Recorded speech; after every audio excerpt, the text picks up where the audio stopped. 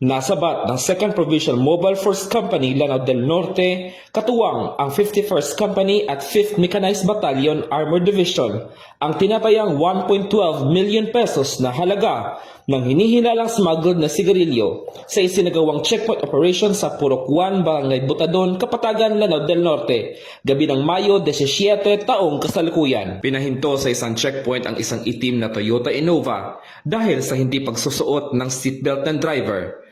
Sa beripikasyon, nabigo rin umano ng driver na si alias Jailani na magpakita ng rehistro ng sasakyan dahilan upang tikitan ito ng mga LTO deputized personnel. Habang nagsasagawa ng inspeksyon, nadiskubre ng mga operatiba ang malaking bulto ng hinihinalang smuggled cigarettes sa loob ng sasakyan.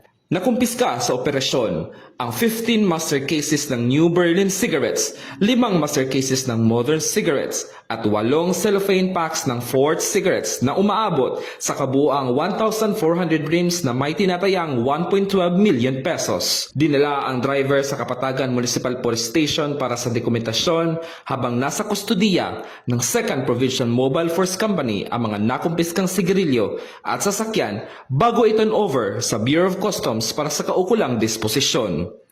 Ito ang bagong PNP para sa bagong Pilipinas. Serbisyo mabilis, tapat at nararamdaman.